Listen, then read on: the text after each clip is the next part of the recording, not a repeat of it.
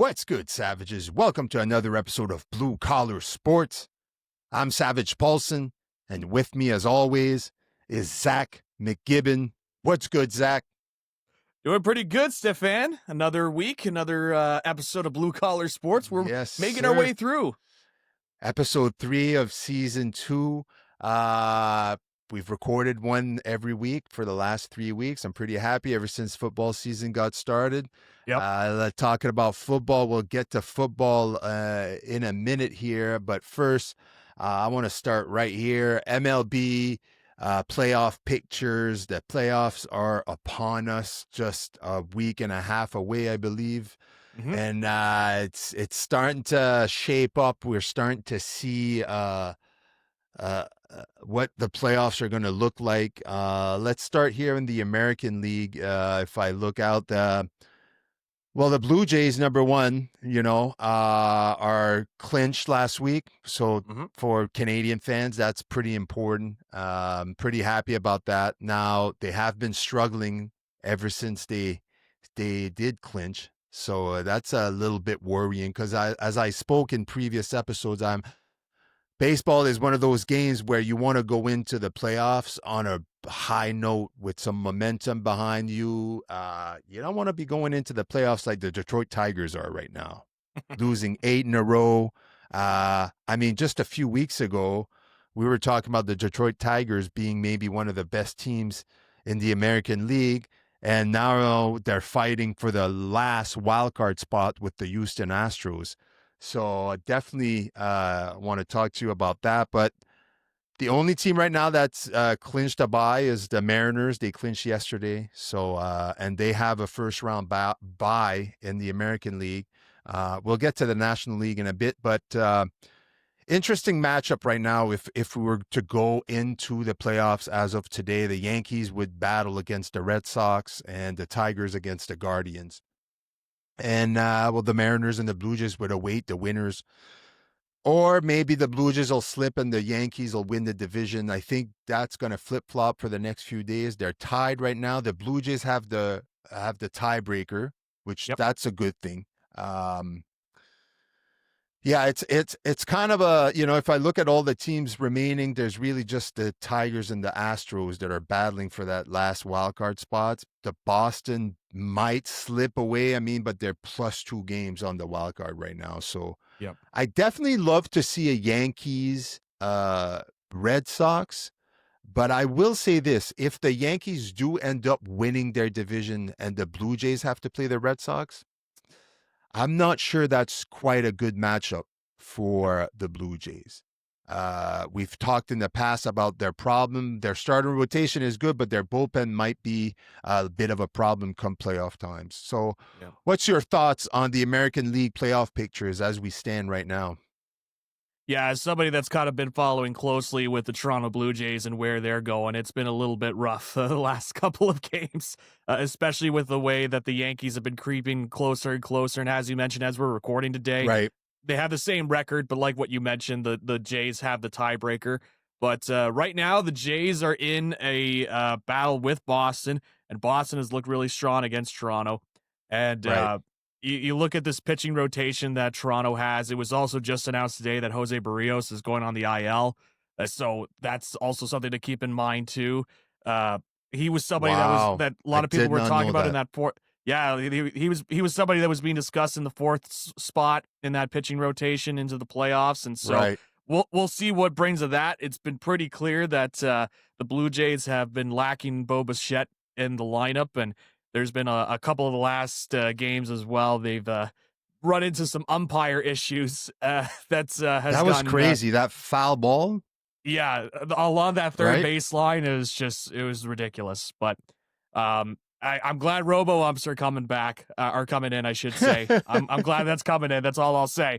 But yeah, so I think that's been really interesting to see who is going to take the AL East between Toronto and New York. It really is. I'm glad to see a battle because it makes it exciting. Because at first I was like, the Blue Jays are going to seem like they're going to run away with this division for a while, and the Yankees were kind of like sputtering and like I didn't know what directions they were going in. I'm glad to see that the Yankee. I'm glad to see. Like I'm a Yankees fan. I enjoy Yeah, watching. I want to see the best. I want to see the Yankees, the Red Sox, and the Blue Jays in the playoff.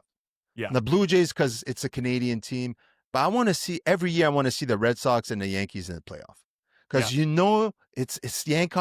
it's Red Sox Yankees. Like I don't care if it's in a wild card game or if it's in the divisional. I don't give a shit. I want to see the Red Sox versus the Yankees every single year. yeah, I can't see it in the I can't see it in the World Series. So I need to see it at a certain point, right? So right. I'm a big fan, but yeah, I mean I'm glad to see that we're coming to the final days and it's still undecided. So it makes it a little bit interesting. And it for me and anyway, it pulls me in just before the playoffs. I'm like, oh, Yeah, I'm paying attention now. So come playoff, I'm all warmed up. I'm like, okay, I'm all buttered up now. Now you can knock it out of the park.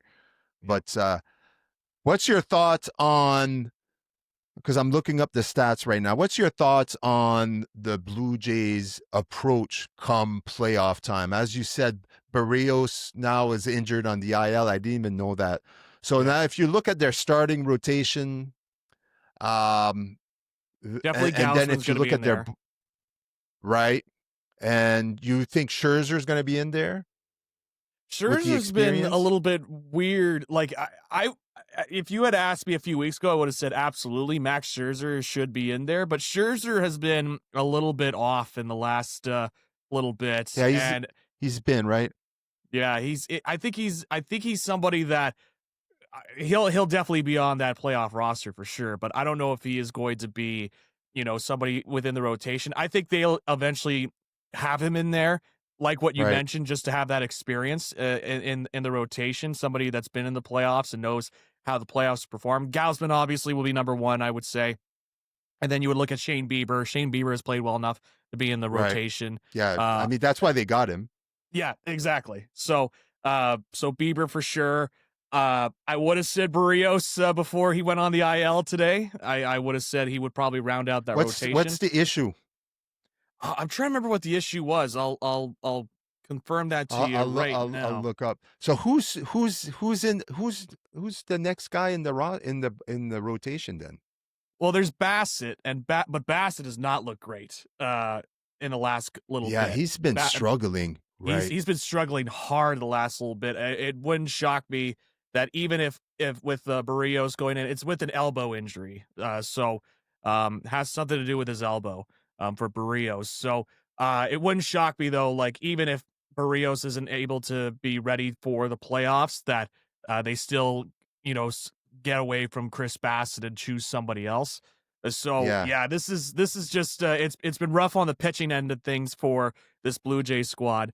And again, they've been lacking some of the hitting and the production from Bo Bichette on that roster as well. So right, it's funny because the manager John Schneider said that people are acting like the sky is falling around us and we just clinched the playoff spots. Like, well, right. yeah, but you haven't clinched the division yet. Like, you could skip around and if you maybe have a little bit more urgency. Like it's this is the reason why I agree with you because I believe that they have a hard matchup if they do end up facing the Red Sox in the wild card, Yeah. right? If I look at the Red Sox rotation, I trust that rotation a lot more right now. And their bullpen is a look, their bullpen is not the best either. That's an issue with the Blue Jays. I think we've spoken in the past, but the Red Yep. Sox bullpen is also iffy on sides. But then you have Chapman. You get into the eighth inning with the lead. I mean, you bring out Chapman, it's chances are you're in trouble. Yeah. And but yeah, I'm it. No matter where we stand here, I think right now the strongest team heading into the playoff is the Mariners. I Oh think they yes. have a lot of momentum behind it, and with recent news that the MVP odds have changed and it's now under Cal Raleigh's, like he's the odds favorite to win the MVP now. Like there's some momentum in Seattle right now, and oof, Mhm. I wouldn't want. I don't care who you are. I really wouldn't want to play them. It looks like it's going to be Yeah. either Detroit or Cleveland. But yeah, it's I wouldn't want to play the Seattle Mariners right now. Yeah.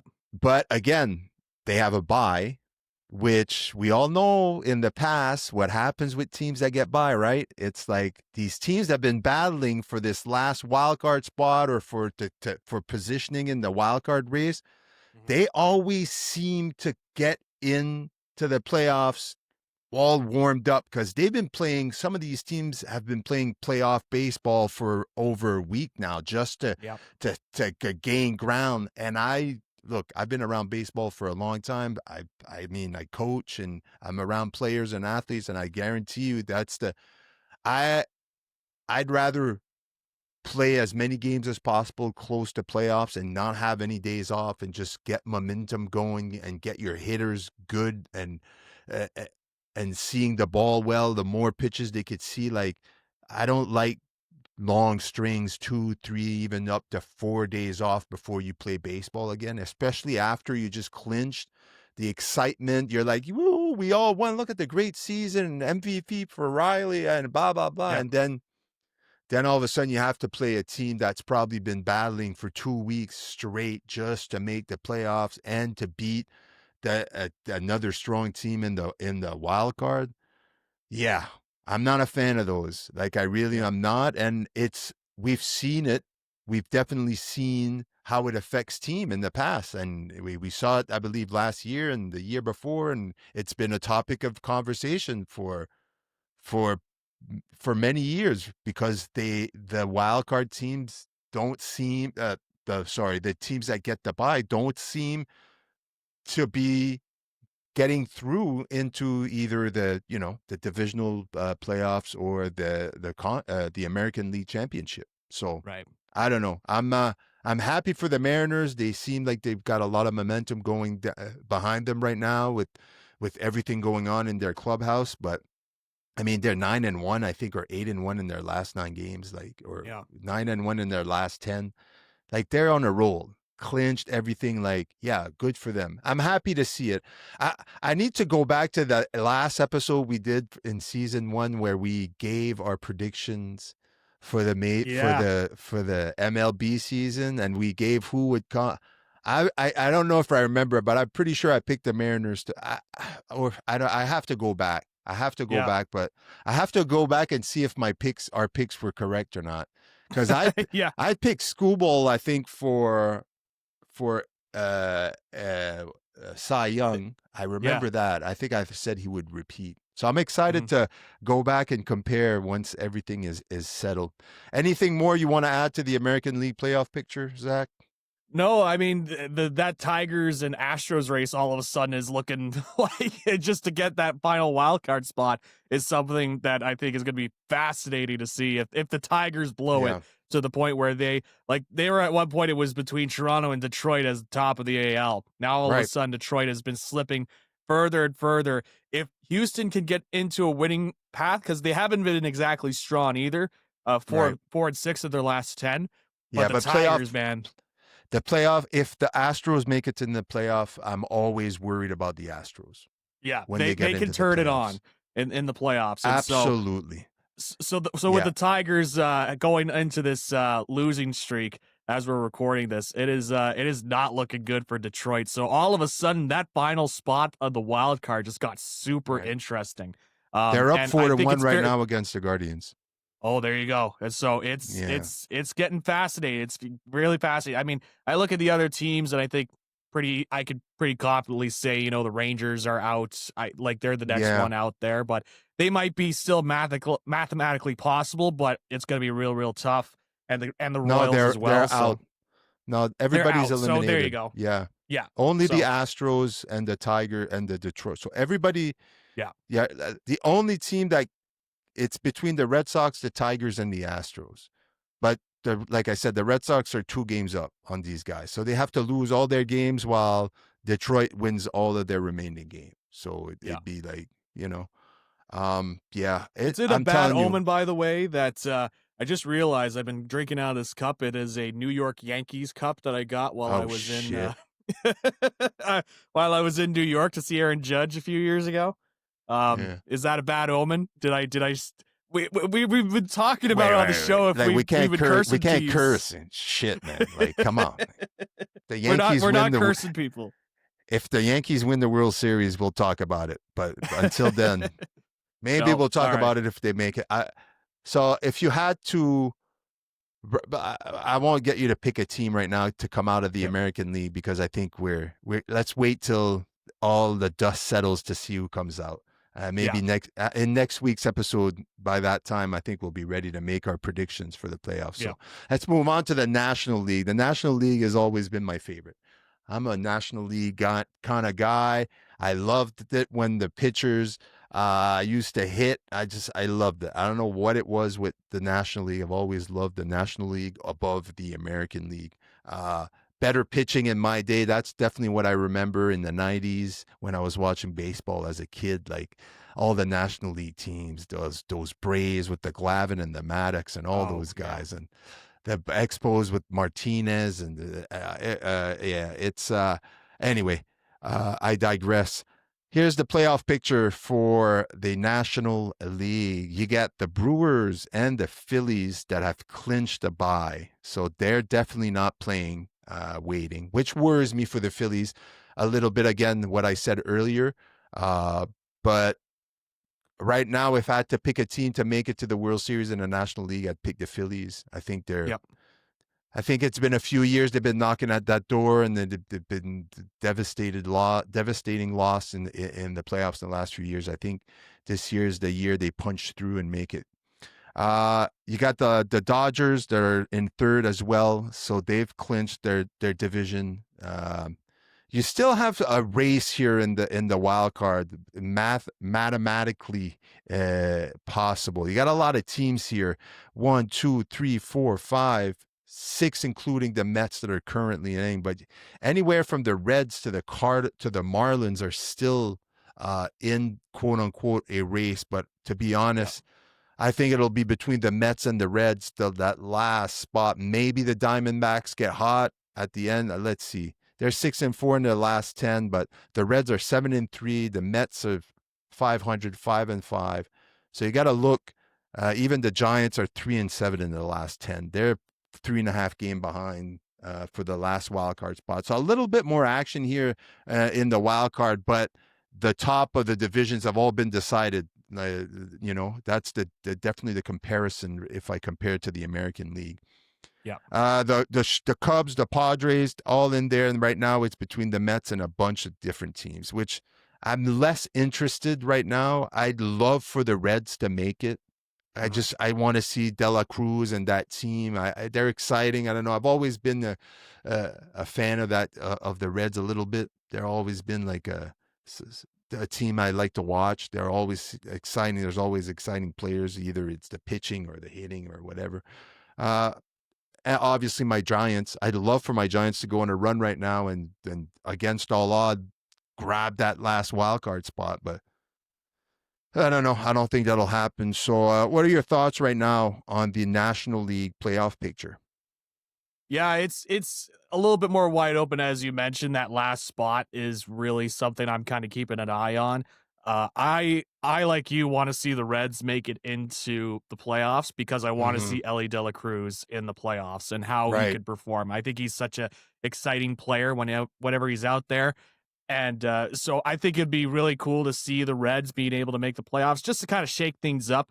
And it would just also continue the funniness of the New York Mets for me in terms of just the Right. different ways that they can rip the hearts out of their fans. So Right now, if the Reds would make it, it would be a Reds Dodgers matchup in the wild card.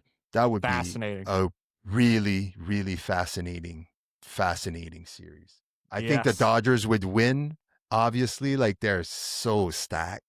They're Yeah. so stacked. I was looking at their rotation and just their batting order, and I was just like, Man. some of these guys have been bad, but it's just the playoffs get out, they get locked in. I'm like, yo, like this is gonna be dangerous. Like Shohei Ohtani, Freeman, Mookie Betts, like even Betts has been struggling, but I'd never want to bet against the Dodgers, but I would definitely pay to see a Reds Dodgers playoff series, wild card series. Absolutely. Yeah, I Yeah. think it would be really interesting. Yeah. Uh, like I said, I'm a huge fan of the Phillies here in the National League. If I really, really look at it, the matchups are really interesting uh, in the National League. Like right now, you'd have the Dodgers against, and you'd have the Cubs and the Padres. So that would be a really good series. The Cubs have surprised me this year because I don't think I picked them to come out of the NL Central. I forget who I picked in there. I think this was one of the divisions where it was a coin flip, but I think I picked the Brewers because I didn't think the Reds were there yet, Uh-huh. and the Cardinals definitely not, and the Pirates. We all know what happens. The Pirates are 69-90. Yeah. I saw a crazy ass stat about Paul Skeens, and if he had like just I think it was like one more, like a little bit more run support. I forget how it was such a small number. He would have over 20 games won this year as a pitcher if only he had a little bit of run support. It was an Insane. insane stat. I was It's blown away. Like every time I see him pitch, I see him make pitches that are unhittable. yeah. And the funny thing about all the unhittable pitches he throws, almost no one swings at them because Yeah. they're so. His release point is so fascinating to me. How he gets to drive that fastball inside on left-handed batters. Oh my God. Up in the Yeah. zone, 98, 99 miles per hour. It looks like it's going into your hands, and all of a sudden it kind of stops right at the corner of the zone. The speed and the velocity he throws is just it's oh my God. Yeah. He's He's so fun to watch as a so fun. pitcher. Yeah. It's It's like I would throw my hands in the air if I had to hit against this guy. And I'd be like, "What? Like, are you like? Look, he. Imagine him on a team like the Red Sox or the Yankees. Like, oh there's god, yeah. has to be a point where you see Paul Skeens on a Yankees uniform. It's either going to be Somehow, the some way. Yankees, the Red Sox, or the Dodgers. Yeah. I would, The pro- one of those teams. It's right? always one of those teams, right? And I get it though because Yep. you do not want this guy's talent to waste in Pittsburgh. They're doing absolutely nothing to make that team any better. To Yep. surround this guy with some really good baseball players. Yeah. Like even though my Giants are not going to make the playoff most likely, they are an extremely talented baseball team. And they have a lot of talent, and they're a team that should be in the playoff. It doesn't help that they're in one of the most difficult division in baseball with the Dodgers, the Padres, the Diamondbacks. Like, get the fuck out of here. Like, even if your team was really, really good, you'd still end up third. Like, are you kidding me? Like, fuck. Right.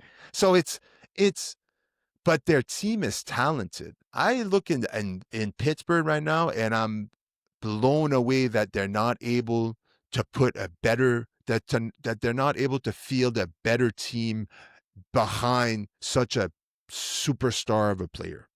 Yeah. And it's funny, I don't know if you saw the quote he put out there, but just to give a sense of just how good Paul Skeens is, he put out a quote. If you look at his stats, he has a 1.97 ERA, which is insane, right? Just absolutely mind boggling ERA.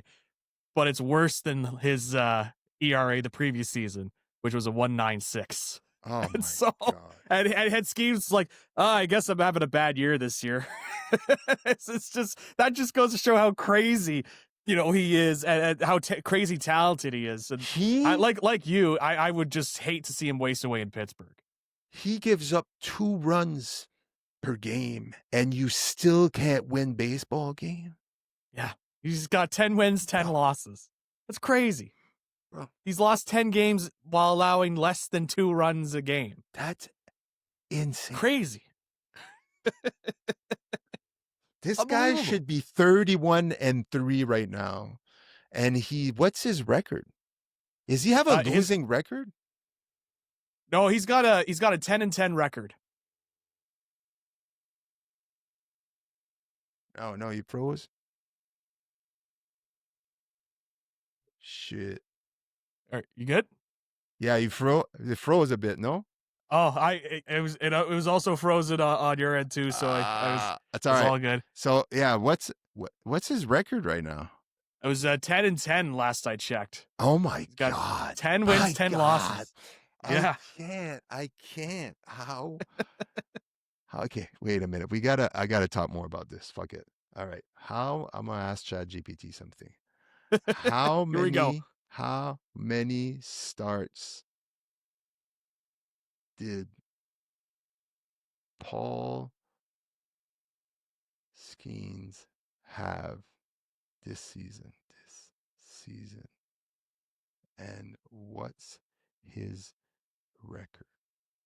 There you go. Because dude, 32 starts. He's 10-10. 10-10. 10-10. He should be 28-3. Yep. So Absolutely. who? Okay, wait. Which baseball team scores the most runs? Scored the most runs in 2025. While you're game. searching that, I should mention his WAR is 7.6. So Does which he is leads crazy. the National League, isn't he? Yeah, something like that. It's just an insane WAR. And for his career, it's 13.5 WAR. So insane. Okay, let's play a little game here. Assuming Paul Skeens, because the Yankees lead the league with 5.2 runs per game. Yep. Okay. Assuming Paul Skeens played the last season, this season. This is what we're bringing, folks. This is what we're bringing. This is what we're bringing into the table right now. Yeah. Just to really put in perspective how crazy of a player Paul Skeens is. Would he have? ChatGPT, I don't know if he's able to give me a good question. He says good question. When my ChatGPT tells me good question, he makes me feel smart, even though he's probably making me dumber because I'm fucking using them way too much. Okay. Yeah, I know that's what it means. Is he just explaining to you? Yeah, he would be between 13-10 to 15-10, but I don't think they take in consideration. Like, I don't understand why it's the same amount of losses. Like, I don't think that's right. That's a little confusing. But even at 15-10, I would be like, that's respectable. Yep. Right? Let's say that he was 15-10 on the Pirates. I'd be like, he's on the shitty team. Yeah, he's considering 10-10. Yeah. This blows my mind. That's why the record is not important, right? Like, if you look at him as a pitcher, he's Cy Young. Like, he's the best pitcher in the league right now. He doesn't give up even 2 runs per game. Fuck the fact that he can't win. It has nothing to do with him. He does his job almost every single time. I've never heard of him have a bad game. Yeah. I've never heard the news or the media go, "Oh, fuck, Paul Skeens had one horrible game." They don't even speak about him because every game is like, he gave up 2 runs. Yeah, he gave up 2 runs. Yeah, he went 6 1/3 and he gave up 2 runs. Like, and the Pirates lost, 2-1.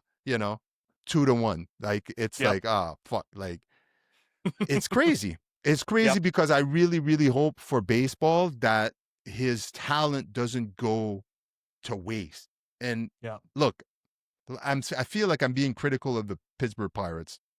I'm sitting here in my office doing a podcast online talking shit about professional baseball players. All right. That's right. I get it. But that's my job.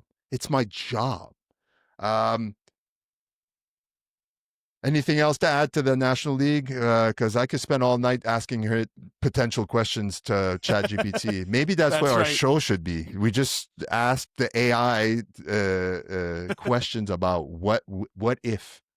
Maybe that should be what if this would happen. Maybe we'll add add it to our show one day. Yeah, all I'll say is on the skiing stuff. What you mentioned there. It's like, see, wins and losses, like the win loss record doesn't matter. I wish the baseball writers figured that out with Dave Steve back in the day, because you want to talk about great pitcher, and that's totally gets overshadowed in baseball history is Dave Steve back in the 80s. R- You just look at what right. he's able to put together, and uh, never won a Cy Young, and uh, but you look at like his ERA and his WAR and everything during that time is just an unreal pitcher. So I'm glad that at least it's shifting to where now people are kind of realizing, oh, this Paul Skeens guy, he's pretty good. You know, it's just he's just on a Yeah. bad team. So yeah, that's all I really have to say. Let's move on. We're going to talk about NFL shortly, but before we do, you sent me a message a few days ago. You're like, hey, I want to talk about the CFL rule change. And I was like, Canadian Football League? Sure, That's let's right. talk about the CFL. I was unaware they had any rule change. So you're going to have to educate me here on what these rule change are and why. You have a problem with them, or is that why you want to talk about them? I don't know if I have a problem with them. I definitely like. I was surprised that they announced this at this point of the season. Right? It is just unreal that they made these major changes to the rules at this stage. There was a press release that was sent out over the weekend saying we're going to make a major announcement on Monday, and it's going to revolutionize the CFL, stuff like this. That was what was being hyped. We're like, oh, this is interesting that the CFL is doing this. The CFL's regular season is not done. We're not in playoff season yet, but they decided they have to make this major announcement. And some of the early indicators was from people that seem to be in the know that you might see more of an Americanization of the game.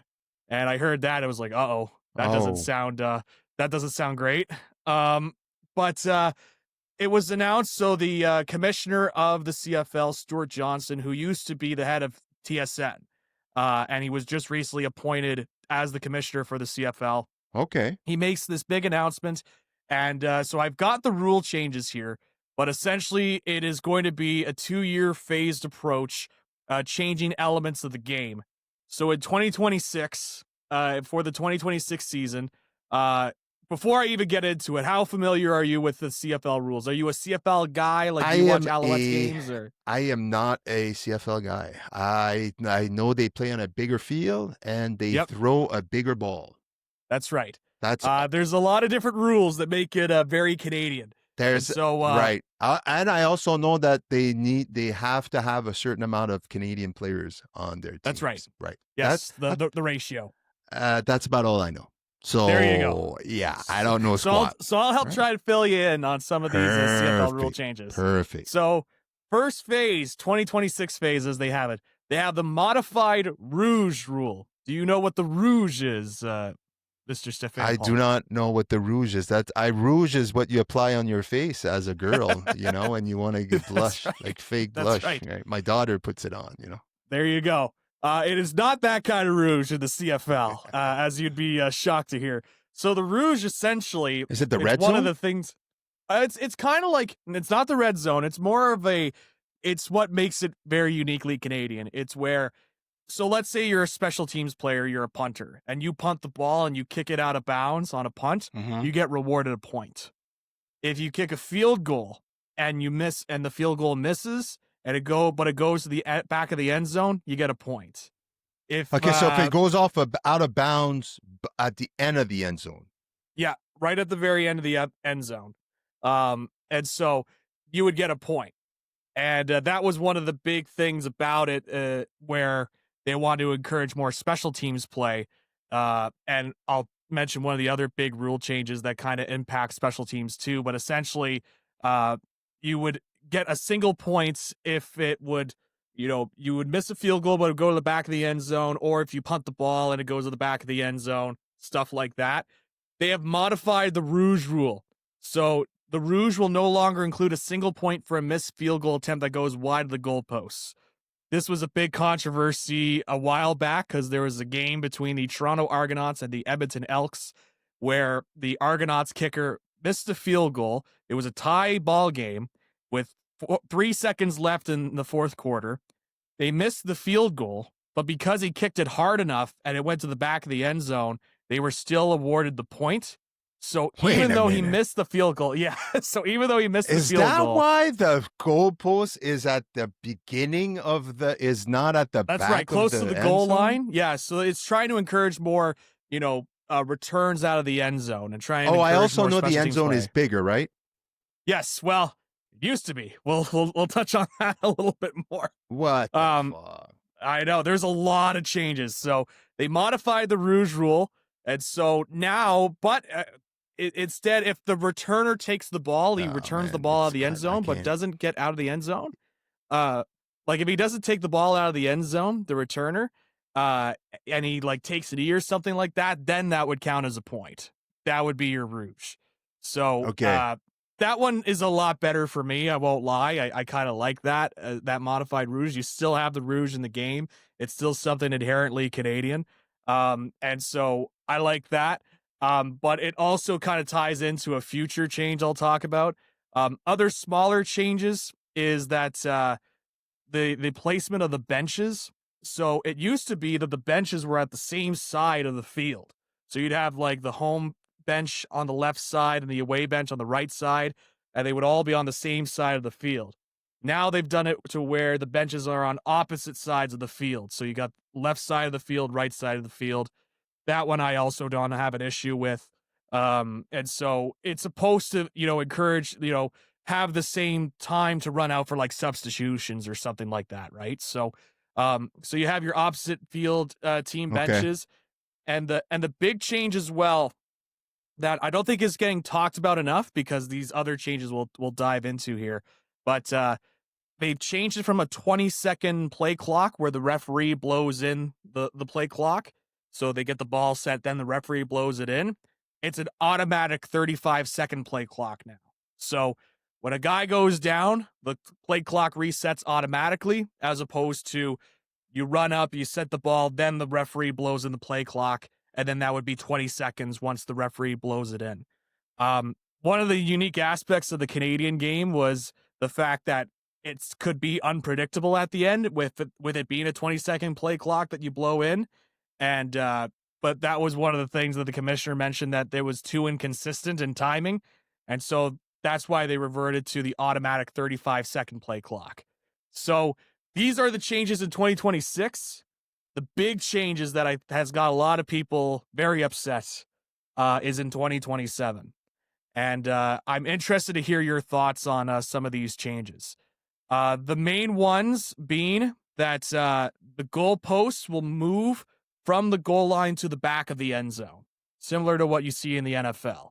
So they will no Right. longer be placed in the end zone. They're going to go to the back of the end zone. And the way it was described by the commissioner is you would have these highlight reel plays that would happen. And then from a television camera perspective, you would have these highlight reel plays, but the thing that you can't see all of it because it's blocking the goalposts. And he says that now with the goalpost being moved to the back of the end zone, you open up more of the center part of the end zone so that you can make plays down the middle if you wanted to, as opposed to, the quarterbacks avoiding the center of the field so that they don't throw the ball and it hits into the goalpost, right? So, I'll say uh, something right away about that because it's sure. right now fresh on my mind. I Yep. don't watch much CFL. Sometimes I flicked on TSN on a Friday night and they have is CFL, so I might watch like 5-10 minutes if the Alouettes are playing or maybe the Yep. Argonauts or whatever. Yep. And it's always on my mind where when they're in the close to the goals, those to the goal line, the only thing Mm-hmm. I could see is that effing Goalpost. Yeah. goalpost, and I'm just like, this seems like it gets in the way. That's always my thought. So you know Yep. what? I like it. I like the back. Yep. Get it out of the way.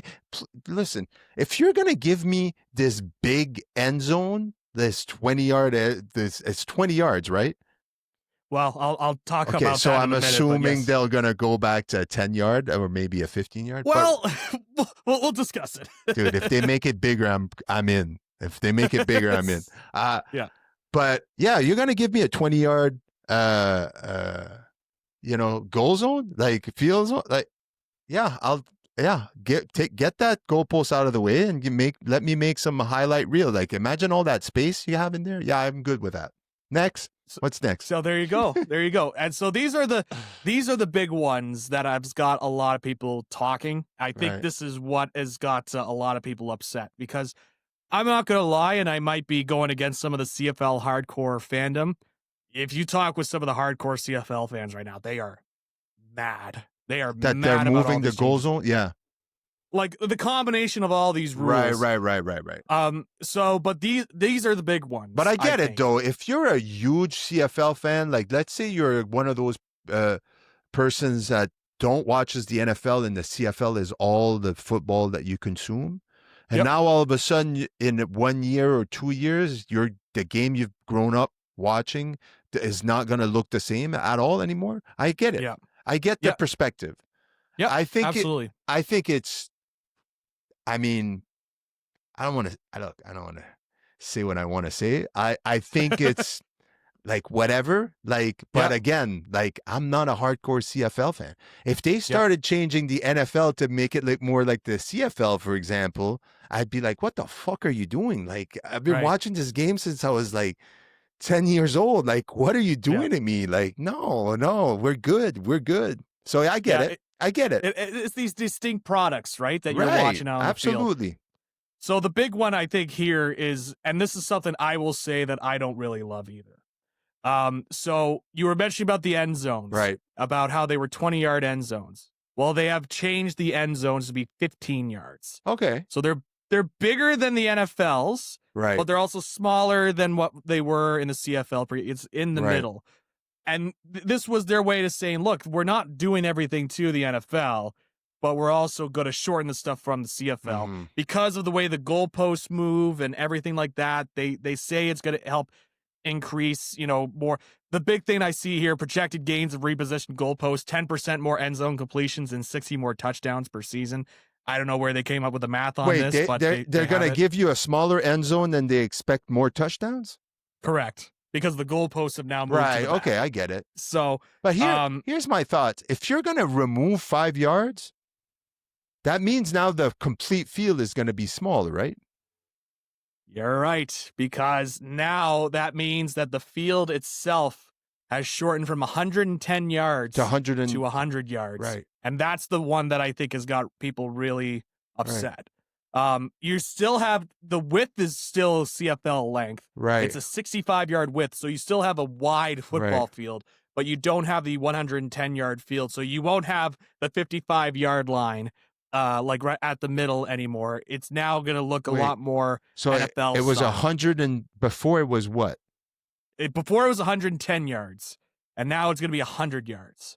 What you would see that doesn't in an make NFL sense field. though. Let me maybe I'm completely lost here.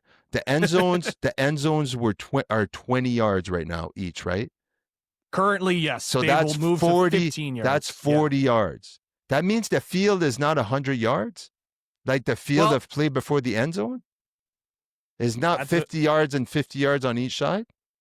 No, it was. You had the 55-yard line in the middle. And then you'd have the 20-yard end zones size. Okay. Yeah, and so here's my thinking about this, though. Sure. Why not keep the 110-yard field, and instead of moving 5 yards from the back, just move 5 yards from the front? So extend the field of play before the end zone. So you lose in the end zone, but your field of play, your complete field stays 110 yards because you're pushing in. So you're just now, instead of having to go 55 yards, you have to go 60 yards. Yeah. Is that what it'd be? Yeah, that's what it would be, right? I think you would be correct on that. Whatever I'm not good at I'm not good at math, but so you understand what I mean, right? Oh yeah. Right? You have more space in the field as opposed to in the end zone. Yeah. Which I get what you're saying. Which I'm not a fan of. But I'm also not a fan of now you're making the field 100 yards. And now that's all because of marketing. Yeah. Now you're going to market 100, like they're trying to get more eyes on the game. And I get it. Look, I wasn't happy when they made all these changes with the MLB, Yeah, I was just gonna make right? that point too. Yeah, Look, I like the pitch clock. I think here's why I like it now, because I don't notice it anymore. yeah, They need to take it out behind so I could all I see is those numbers. I wish they could put it somewhere out of my field of vision when I'm watching the game. But I don't, it's not something like the first few months of the pitch count. Like it was like, oh my God, look at the pitch. That's all you're paying attention. And that's what I yeah. hated about it. I'm like, why am I only paying attention to this? Watch the pitcher. Stop looking at the board and noticing the pitch count. Is you going to get the pitch? Right. Because I wanted to see who used the pitch count to their advantage as a pitcher. Because in my head, that's what I would do as a Yep. baseball, right? So all these and the one that got me the most was the base stealing one, which they made the bases bigger, and I thought that was just Yeah. goofy. Yeah. Like you don't need to make the bases bigger. Have you seen these guys in the MLB now? How fast they Right. run? You're just making it easier for them. They don't need to make it easier. You got to make it. I would have made them smaller. I make these Yeah. motherfuckers smaller. Like stop making them bigger. It looks so Yeah. goofy. I saw one guy holding it up the other day. I'm like, oh my God, those are massive. Yeah. I'm like, this is crazy. So yeah, I wasn't happy. So I get it. But I also get that the CFL needs to do a better job at finding a way to attract eyes on their game, because I think it's a viable game. And I Oh guarantee yeah. you they're doing that because they're looking to expand. Yeah, I think so. All that to say, like, so that's looking at the next couple of years. I was really worried that they. Now I will say the big thing I was concerned about, the breaking point for me would be if they go to a fourth down, because I understand you have the four downs in the NFL and there's Right. a lot of people that watch it, but there is also something where with the CFL, I think there's just something inherently Canadian of having it be a three down league. And also too, I don't love it going to 100 yards either. Like I feel like that's Americanizing it too much. Mm-hmm. Um, and so you're making it look like the American game. Right. The big thing with the CFL, the reason why they're making all these changes is that, you know, when you watch a CFL game right now, the attendances aren't so strong, except for maybe Winnipeg. Like Winnipeg usually has some a really strong attendances, Saskatchewan as well, some of those Western teams. Yeah. But you kind of watch some of those games, but you know, I mentioned with the Western teams, you look at a Calgary Stampeders game right now, it's rough Oof. to see some of the people in Really, attendance. So yeah, and it's shocking that it's kind of gotten to that point. So right now they're trying to find a way, like you mentioned, to attract new fans, specifically a younger fan base, Right. and try and get people, because I think that's the big thing. You know, when I was watching the CFL, I still watch the CFL, I should say. I'm a big CFL guy. I like the game. My dad is a season ticket holder to the Ottawa Red Blacks. Oh, He loves nice. the CFL. And so, like, I am very much connected with all this. And plus, you know, as somebody that calls Canadian football for the Mm-hmm. Quinny Skyhawks, being involved with the CJFL, this is also going to impact me in terms of how I call the games, because now you got these players. Like, that was the big thing that I was more upset about, is that it sounded like the CFL didn't consult with U Sports or the CJFL or some of these other leagues Right. when they went ahead with this. They caught all these leagues off guard, and now they have 2 years to work with to try and adjust their fields. And that's not an easy task, to change it from, you know, a 110-yard field to an 100-yard field, Right. and changing the end zones and trying to adapt to the CFL game. And if you're trying to bring in new stars into the league, that's going to be tough if not every one of your leagues is playing at your Right. style of game. I, So, You know what scares me also about the CFL is that I don't know if you've paid attention, but there's new sports leagues coming up as well that are trying yep, to make a name for themselves. Like one is the CPL, this new soccer league. Have you seen? yep, They've announced a new team there, the Supras in Quebec, I believe.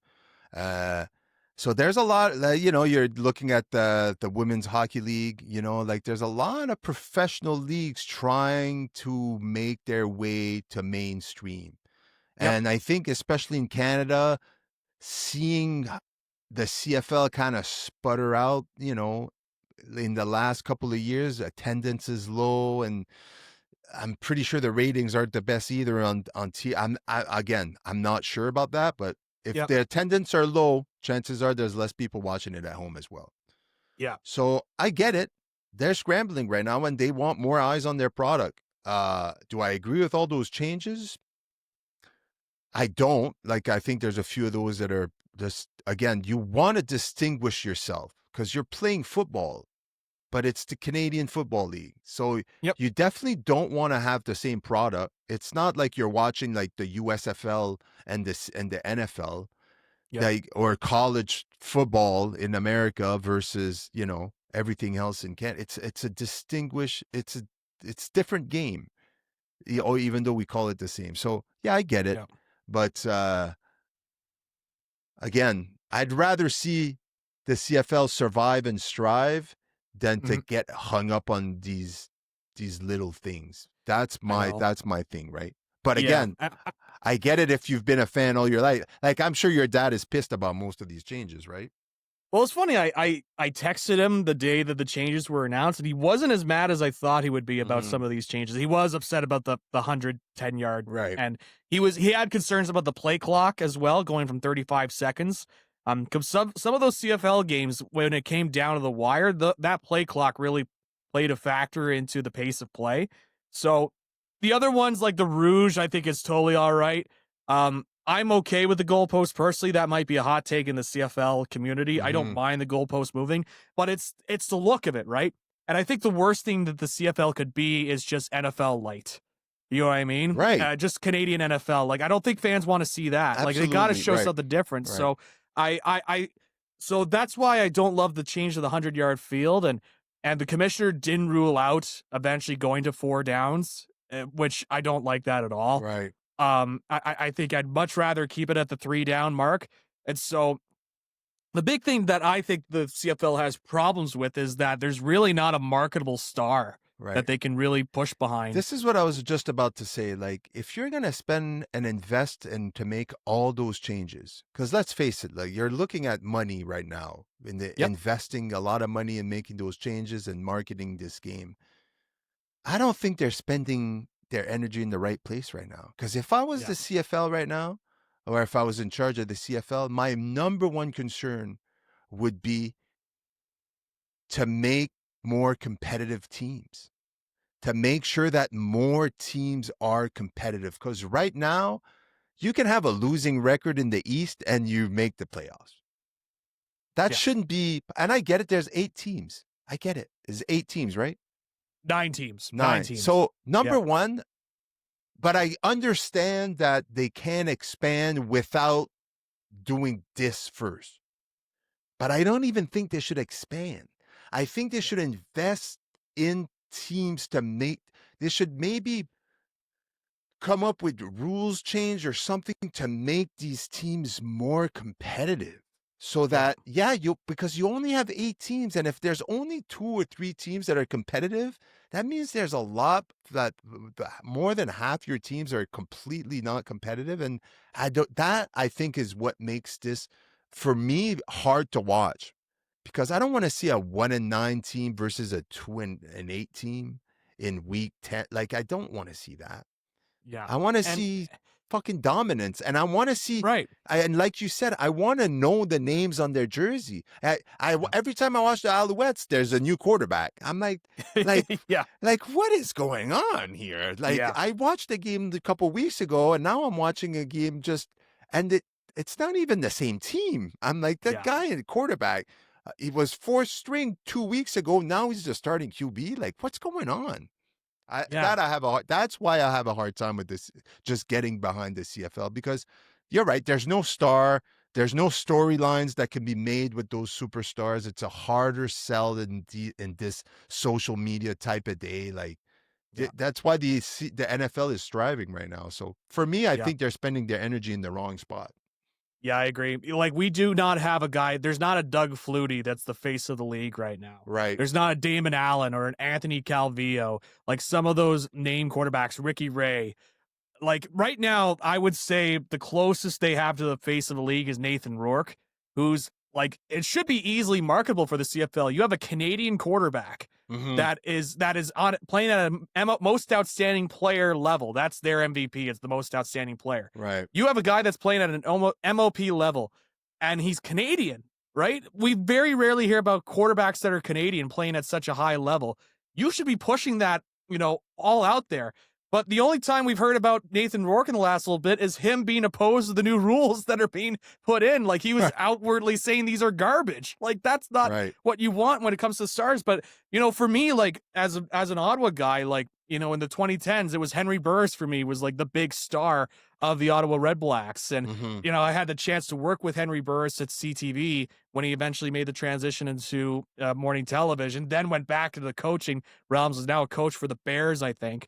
But, he was the name in our area. And if you go to Winnipeg, like, you have your guys that are names there, like Brady Oliveira is kind of a name there. But if Mhm. I were to bring it up in casual conversation with you or somebody that doesn't watch the CFL all the time, you'd kind of look at me with four eyes and just being like, Right. who are these guys? So they really need to improve their marketing and try and find their name players. They've been trying for some reason with Chad Kelly to be a name, but we've seen what's been going on there and some of the things that are following him in the CFL. But it's tough right now. It's just they need more marketable stars and people that could be names. And again, we're well Right. past the years of like Gizmo Williams and Doug Flutie and Warren Right. Moon played in the CFL, right? And Rocket uh Ishmael. Rocket Ishmael, yeah, Right. like they need to have some of those big name guys. Like even Mhm. in Ottawa, like we still talk about those late 70s, early 80s renegades, geez. Those Rough Rider teams. Like Right. Tony Gabriel is everywhere in the city. Russ Jackson is like a legendary quarterback for the team, right? So I think more people know who Russ Jackson is right now than they know who the current quarterback is of the Ottawa Red Blacks. I truly believe that. So And that has to it's do tough with right not now. just right. I think it falls on the shoulder of the league. It definitely does. I think it does a Yeah. little bit. But it also, again, like at a certain point, like if you're going to survive, you're going to need stars because the more we move along with sports, the more there's an entertainment. It's going to become more and more sports entertainment year after year after year with social media and everything. Like you need Yep. storylines and you need Yep. it. So yeah, you know what? Now that you've brought this up, all these CFL, I'm going to keep an eye on it. I'm not. I'm just saying I am just for funs of it. I probably won't. I'm Yeah. lying. I think Uh you'll have fun watching the Grey Cup, though, I will say. The last yeah, couple of Grey Cups have been fun games. And right. and I say this again as somebody that, works in the sport, I guess you could say, doing commentary for Canadian football. So I am a much more of a passion defender. I think sometimes the Canadian game gets a bad name. Right. And it's seen as inferior to the NFL game, but I've had some of the most fun games I've watched were CFL games, right? And I so believe you. Of course, right? yeah, so I also say this as somebody that watches the NFL each and every week, right? So Yeah. is it a perfect game? No, of course not. I don't think there is a perfect game out there, but I think the CFL, it just needs to have a better marketing push. You need more of those guys. Like, I don't know if you remember, but Chad Johnson went on a podcast a few years ago and he took a stop in the CFL. He played for Yes. the Alouettes for a bit. Yes. And he went on his podcast and he was talking about, oh, I thought I was going to go up there and I was just going to be ready to, dominate the league because I'm an all pro wide receiver in the NFL. Right. And granted, he's like he's older at that point, near the end of his career, but he goes up into the CFL and he's like, all these guys can play. Yeah. These I guys can remember he play in said the that. NFL. Oh yeah. And he's like, why aren't these guys in the NFL? And then he's like, well, it's the opportunities and the roster spots. A lot of these guys can't play, but they wouldn't have the opportunity to play if they went up into the NFL. It's they have the opportunity to play in the CFL, and there's been some great players that have gone through that system. I mean, Warren Moon, as mentioned earlier, like a Hall of Fame football player, Yeah. really lit up for Edmonton. Doug Flutie had some of his best years of his career in the CFL. Yeah.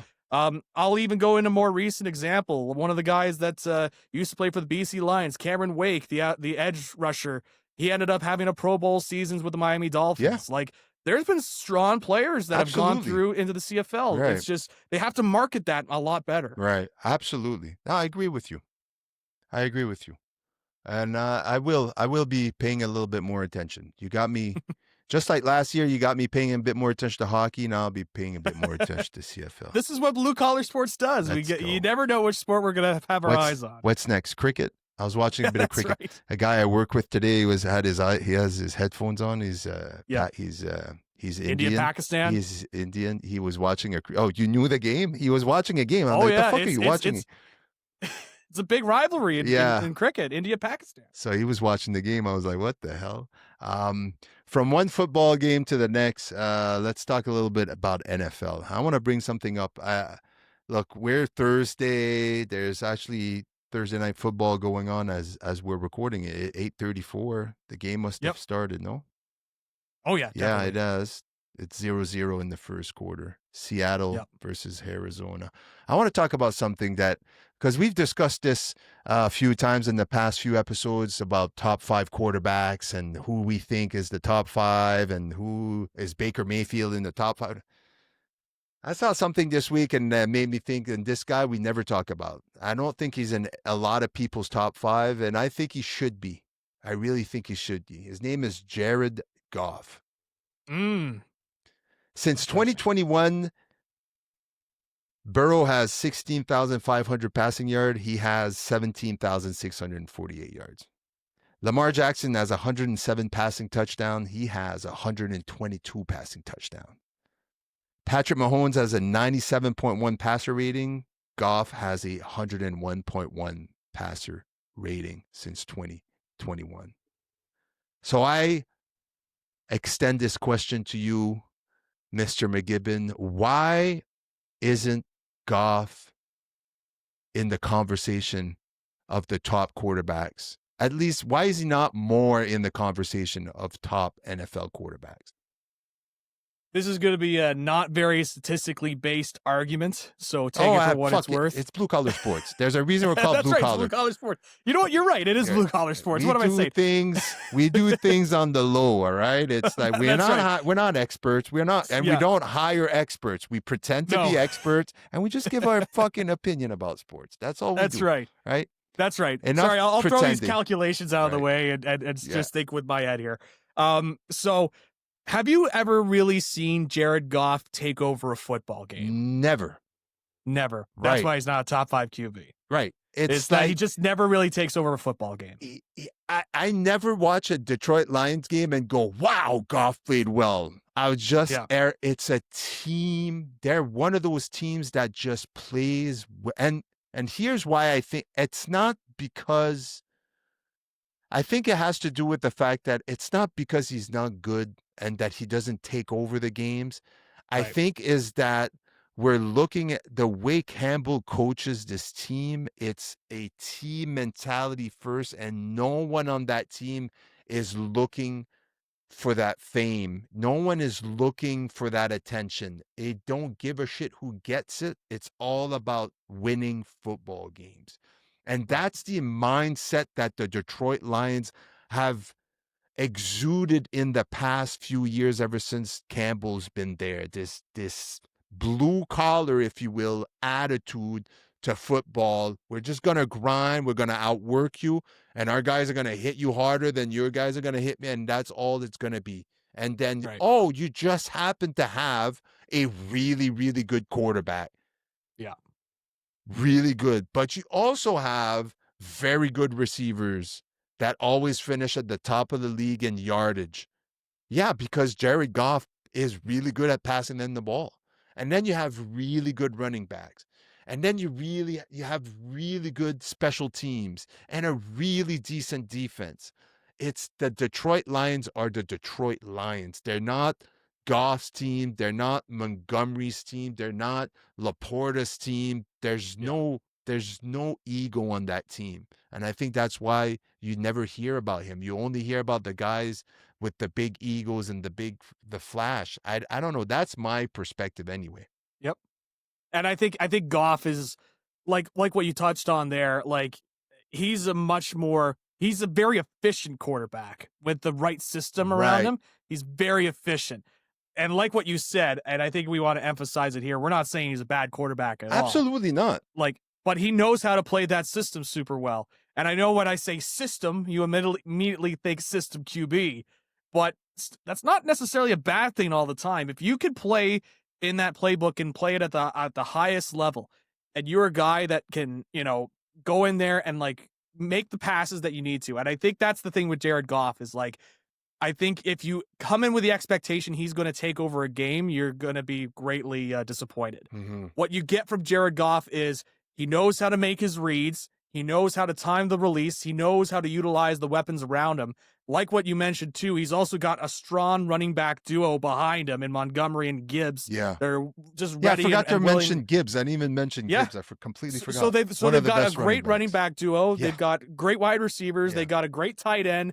The offensive line is pretty good too. Yeah. If you got a lot of stuff going Right. around you, you could be a good quarterback. But I've seen more, and this might be the Dallas Cowboys fan in me, so you could try and put a pause on it if need be.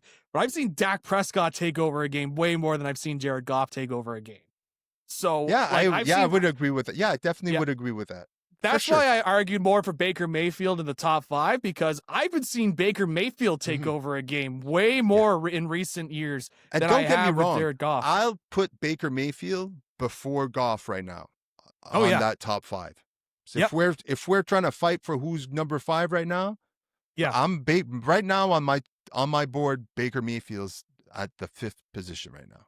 Yeah, he's somebody Right. that's just fun to watch, Yeah. and you know he could take over a game. Absolutely. But you still have a lot of great elements with Jared Goff. Like, you know, he's again, he knows the plays. He can run the plays efficiently, and that's the big thing with that offense is that they need him to be efficient, and that's what he's been able to do.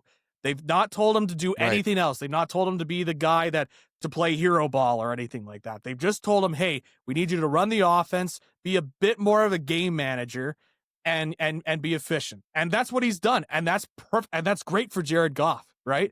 Yeah. And especially with that offense. So that's why I think you don't see a lot of people talking about him being in the conversation of the top 5, because he's not somebody that takes over a football game. Agreed. Anything you saw in week 3 that really there's a lot of good games. I won't lie to you. I think I told you on Sunday I was in Ottawa for a doubleheader for my son's baseball team. I didn't get home to catch maybe a little bit of the last. I got home late. I didn't watch much football, including my Steelers beat the Patriots. I will say this about the Steelers. I know we were having a discussion that day last Sunday, and I wasn't giving a lot of credit to the Pittsburgh Steelers. I was talking more about how the Patriots kind of shit the bed. Yeah. Simply because, again, I didn't watch the game.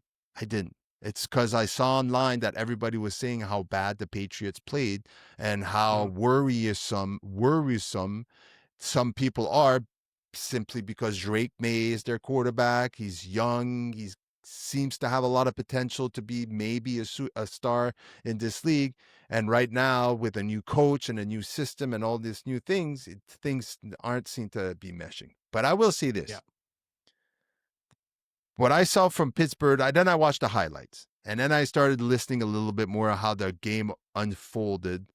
And I'm glad to see that the Steelers' defense seems to be back to the Steelers' defense. I know it's just one game, very small sample size. But I'm happy to see, again, playing the Patriots. All right, they're not playing the Ravens or the Lions or the Right. Chiefs or whatever. They're playing the Patriots. I get it. But their defense won the game. And even Aaron Rodgers mentioned it and said if it wasn't for our defense, we wouldn't have won this game because he had a shit game. And I'm glad that he's honest with himself, because I think he's trying to find himself within this system right now. His last 2 games haven't been his best. And I'm just glad that at least he's humble enough, or he's good enough to bullshit us anyway during Yeah. the interview. Self-aware enough. Right, self-aware enough. So it's promising for me. But like I said, I'm keeping very low expectations, because I came out of the gun. I came out after week 1, Super Bowl or bust. And then I was kind of shot back down to earth after week 2. And I thought, oh, maybe the Jets were just really, really bad football team. And we barely beat a really bad football team. Which I really think the Jets are a really bad football team. But before we get to that, I'm happy with where my Steelers stand right now. And I'm excited to see what they do in Dublin against Minnesota. Carson Wentz. The fuck? I didn't even know that. Yeah. I had to look up who was the quarterback in that game. Like Mhm. today, I was like, who? Because I knew JJ McCarthy was injured, which Yep. I'm worried. I'm like, fuck, like again, bro, Yep. like it's not good. When you start being injury prone at such a young age, it worries me.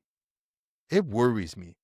Knowing Mhm. what I know about athletes, being an athlete myself, and having dealt with, I think, almost every single injury in the book, it's worrisome because I know what it is. I have an idea what it is, and it worries me at such a young age. But that's beside the fact.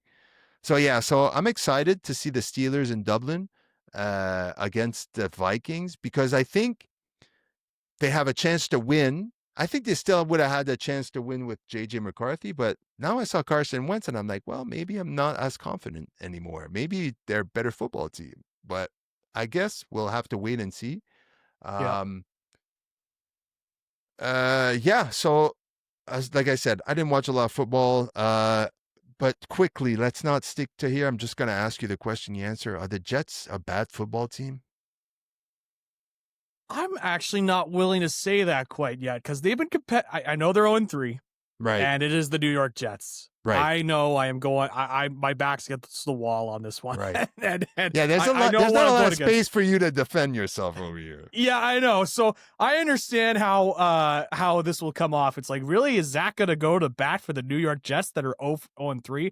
I'm not doing that. But Right. what I will say is that the losses that they had, they were close. They were very Right. close. And they have been competitive in those games. I It's not agree. exactly like they've been blown out or anything like that. Right. But imagine if every single game they're in this year, they're competitive, but they lose every game. Yeah. Like, what would you like? Imagine they go, they don't win one football game this season, but every single Oof. game they've lost maybe by three, Yeah. like they're all in it till the That end. would be New York Jets football. Would there be a more New York Jets way of going winless in a season? Yeah. Oh, That would be stupid. It would be so funny. But all right, so we're not ready to put the X on them right yet. I do agree that they were, no. except for that Bills game, they weren't Yeah, the very Bills competitive in game. that Yeah, Bills game. Right. within the first quarter, you knew that they were out. Yeah. So I'm putting that one aside. And again, I know it's the New York Jets. They will probably inevitably let people down because it's the New York Jets. But I kind of like you're seeing a little bit of the energy that Aaron Glenn is bringing in as the Right. head coach. Absolutely. Yes. And so, and I don't think it's overnight fix when it comes to New York in terms of everything being solved. I So definitely they're see in a a tough division, and right. I definitely see a different Jets team than I saw last year. yes, Definitely, they're different. They're losing yeah, still, but they're a yeah, different team. There seems to yep, be a little bit more um, giving a shit, yep. right? Um, Yep. Buying into the plan and buying right. into the game plan and at least being competitive. How many games before McDaniel gets fired in Miami?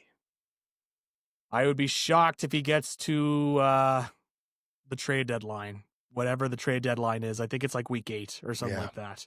I This said Miami week team is just 6. defeated. Yeah, Yeah. I said week 6. If they win, just even if by week 6 they don't win more than, if they don't go 3-3 after week 6, if they don't win the next 3 games, I look, they have to win 2 out of 3 for sure. But if Yep. they go 1-3, I don't think McDaniel makes it past week 6. I think it's No. going to be rough. Um, Yep. are the Bills favorite right now in the AFC? I would say so. Right. They look just so dominant and strong. Now, I will say that Thursday night game against Miami last week, Miami did put up a fight. They put up a lot more of a fight in that game I was than the first 2 surprised. weeks. And I was me too. surprised. I thought that Yeah. everybody I spoke to was like, this game's going to be over in the first half. I had Yep. baseball practice and I got in the car after and it was 14-14. I was like, what? Well, they're competitive. Yeah. Um, Somehow they got bought in, but yeah, it's the Bills. Now, it wasn't the Bills' best game either, but I still think the Bills are the favorite in the AFC, and it's I would have said the Ravens at one point. It's kind of funny how the Ravens are at right now, 1 and yeah. 2. Oh, there's this stat. I should have saved it, but there's this stat that's like, they looked at players that started off with 9 touchdowns for 9 passing touchdown their first 3 games and stuff like that. and all these quarterbacks were 3-0 to start off Yeah. their season. Yeah. Lamar Jackson is One 1-2 to one start and off two. his season. So It's insane. great. Yeah,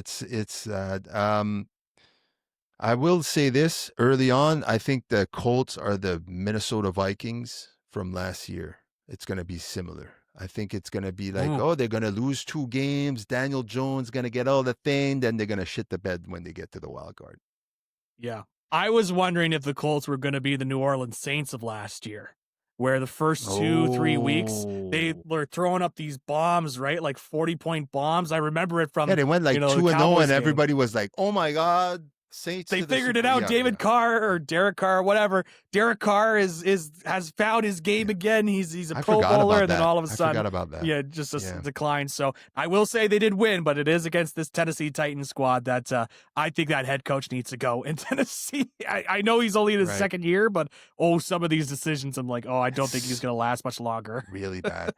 Here's Callahan's not a good coach. here's what I like about the Colts. They've scored the most points in the AFC right now. 103. They're plus 47 in their first 3 games.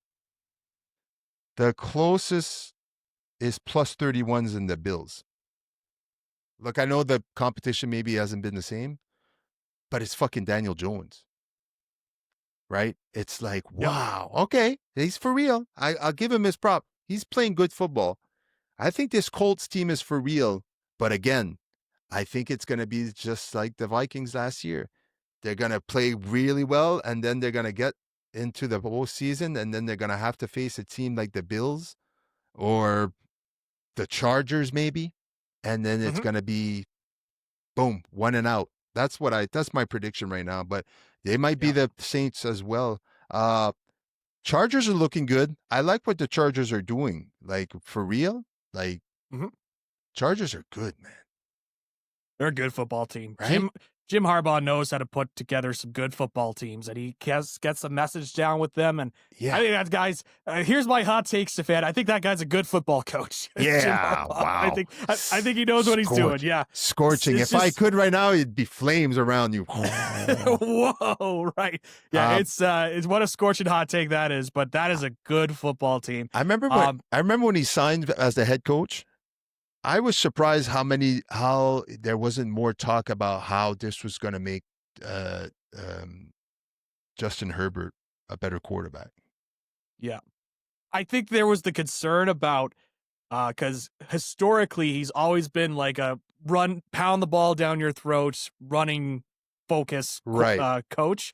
But sometimes to be a good coach in the league, you have to know what you have and to be able to adapt your strategy sometimes. And I think that's what makes Jim Harbaugh stand out is like, sure, he's got his guys that he wants to move forward with. And you see that in that backfield. Najee Harris is hurt now, but you got Omari and Hampton back there too, their rookie second rounder who looked really good in this game against the Broncos.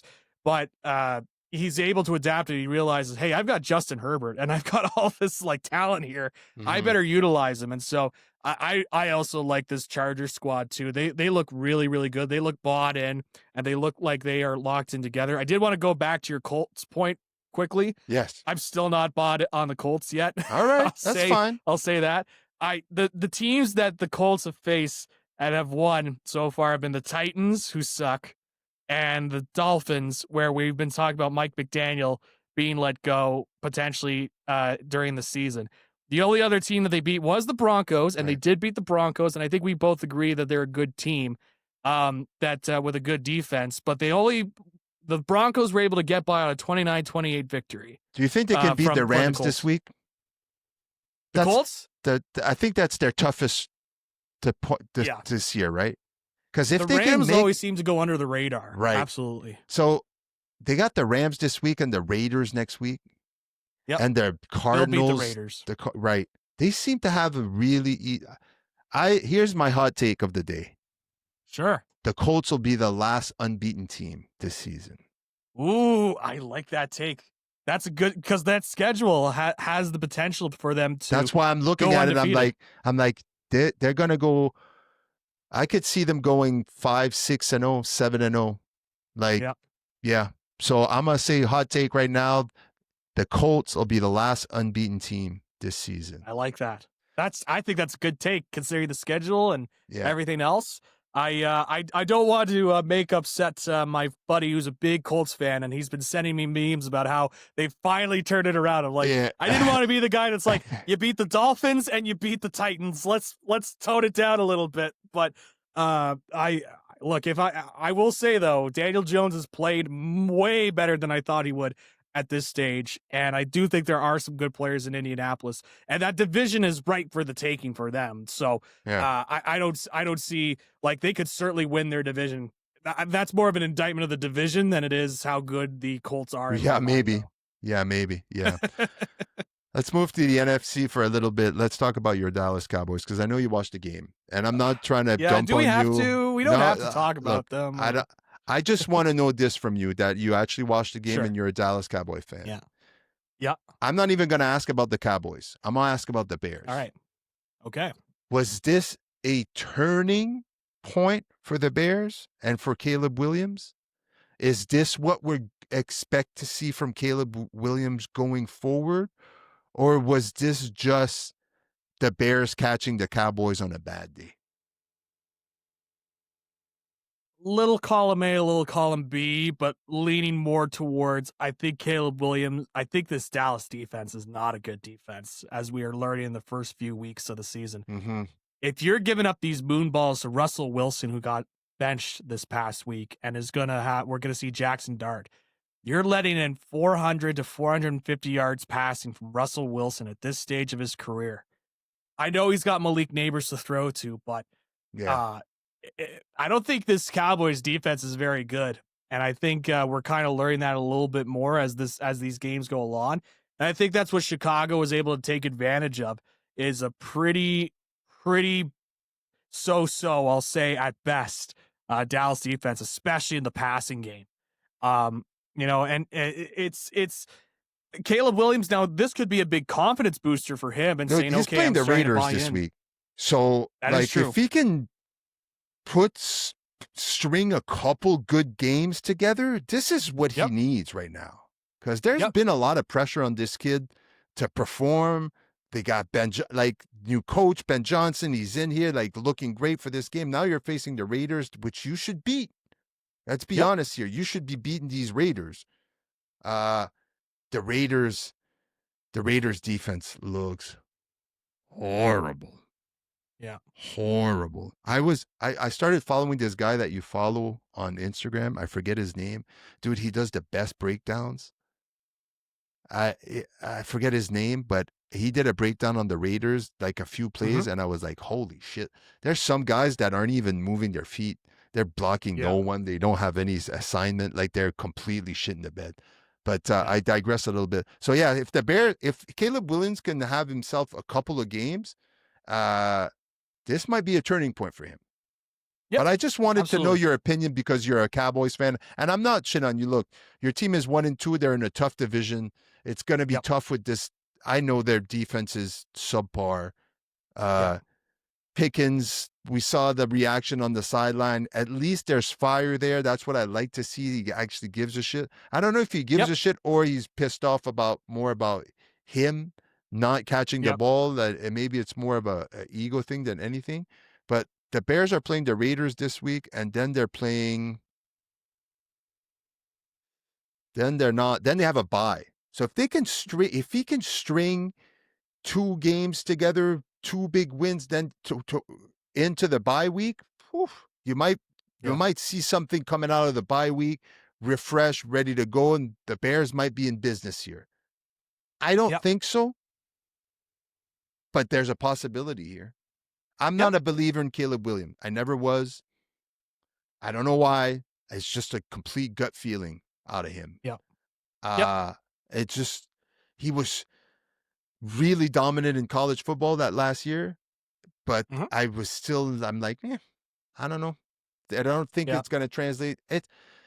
This is what it shows me is that it's really, really hard to be a great quarterback in college and translate that to being a great quarterback in the NFL because it is not the same game. The speed, the defenses, because a lot of the times in college, you end up playing these defenses that are fucking high school defenses. Let's be honest, Right. right? Yeah. So, Especially the conference that Caleb Williams was in with the USC, right, with the Trojans. It was right, not exactly known for its high defensive play. right. So I don't want to stick with this, but I hope that we get to see a little bit more out of him because I think he's marketable and I think people will pay attention. He's a bit polarizing with his nails and painting and all that Yeah. stuff. I think a lot of people pay attention. Uh Packers, they stumbled a little bit last week. They Yeah. Shocking how they right, stumbled. right. It was I was expecting them to win, number one, to lose to the Browns. And it wasn't even like it was close, but all you're gonna give me is 10 points? Yeah. Really? Against the Browns? Yeah. Is the Browns defense that good, Zach? They're good. I think they're that good at home. I think they're Right. that good at Brown Stadium. I mean, I mean, you got when you have Myles Garrett, that's always going to be a factor. But, I've heard it from Browns fans where something about this defense when they play at home, they just turn it on and then they become just a different team at home. It's not exactly either like the Browns offense was lighting it up. So Right. Oh, bless you. thank you. So yeah, it was. That's kind of how it was going there. It was. I don't see with the Browns team. I think this is kind of one of those one-off wins where you look at the schedules like, really, they lost. Right. Like I remember a couple of years ago with It's the gonna Cowboys. be like, who it was did the against, Browns beat when they're only like when they're 1-10? You'll be like, who the hell did they beat? You go back, you're it like, was like oh the yeah, Packers. fucking Yeah. Packers. Yeah, yeah, I could see that. I could see that. I remember during one of the Cowboys 12-5 seasons, it was like they lost to the Arizona Cardinals. How Right. did they lose to the Cardinals? Right. Like that's what I think it's going to be on the schedule. Is just for whatever reason on that week they were not able to figure it out, and so that's how I kind of look at this. I kind of see this as a one-off, but it was I was surprised. I thought Jordan Love would do much better in this game than he did. Right. There's a lot to talk about. I'm sure we could look forward to week 4, but I'd rather wait for week 4 to unfold so we could talk about it next week. I am looking forward to a few matchups. Any expectations on your Cowboys versus the Packers this week? I mean, I know that's probably the biggest matchup of the week with Parsons getting back to Dallas and all that. Knowing that the Packers kind of stuttered last week, they kind of like they stumbled a little bit. Do you think that the Cowboys have to come out playing well, right? I think Dak Prescott is going to have a big game just because he needs to right now. He needs to put this team on his back until the defense figures it out. I think with Dak Prescott, he's shown an ability to have these high-level games, these high-level passing games. It's going to be tough for him because there's no CeeDee Lamb for the next little bit. Right. And that is going to be a big loss to that receiving core. So Pickens is going to turn into the wide receiver 1. And we'll see how that works out there. They have established a little bit of chemistry there in Dallas. So I did see that. I did see him go getting a lot of targets and getting a few yards and a few touchdowns. So I think this is an opportunity for Pickens right now. That's all I'm going to say. It's a great opportunity for him to shut the critics up and say, this is your opportunity right now. This is what you had in Pittsburgh and you couldn't deliver, Well, you couldn't deliver. He was obviously their best wide receiver the last few years, but didn't amount to much. So it's good. I'm excited. There's a few games I'm looking forward to. Just know, though, I will be muting my phone and not accepting messages during this Packers game because I know that I'm gonna get my buddies that are gonna text in and be like, I Did will you see be this? spamming like, you all night long. It won't just be you, Stefan. It'll be everybody else watching Sunday Night Football that I'm game. gonna have a little bit more respect for my co-hosts. I'm gonna be like, thank you. I'll defend you. Please give me some mercy on Sunday when Micah Parsons comes in with 3 sacks and all that. Chiefs Ravens too, pretty good at 425. Yep. This is a tough test for the Ravens. The Chiefs seem to have turned it around. Maybe they still look bad. They Yeah, I think still it's just look not having like those there's receivers and something's not right. yeah, Dude, that very off. him and there's something going on with Mahomes and Kelsey. They're not gelling right now. Yeah. There's something on that team. I blame Taylor Swift, but that's another story. Yeah. I have There you I go. have a theory about that, but they might make Ooh, a movie boy. or a 30-30 about her about she might be the Yoko Ono.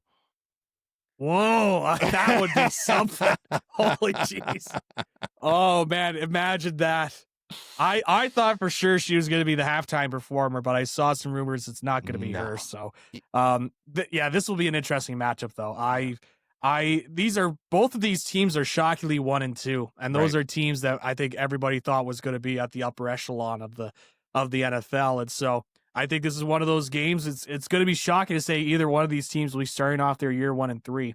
I think in the case of the Right. Chiefs, they've lost their receiving options, so they've had to go with Tyquan Thornton as their number Yeah. one, and he had a pretty Yeah, solid it's game. He rough. had that amazing catch this past week. So, Yeah. yeah, everything else, we'll see with this Ravens squad. They really need to turn it around because I do have some concerns about this Ravens team and their ability to close out games. Zach, it's always a pleasure. We've been at it for an hour and a half. I think it's time for me to, cut this right now. It's always a pleasure talking to you about sports. I think this is a great episode. If you don't know yet, we are now available on Apple's podcast and on Spotify, the audio version. So I'm happy about that. Episode 3. Thanks for listening. Also, you can subscribe to SVG TV on YouTube, Blue Collar Sports. I'm Savage Paulson on Instagram. He's Zach McGibbon Media on Instagram. Thanks for listening. And until next week, with more Blue Collar Sports.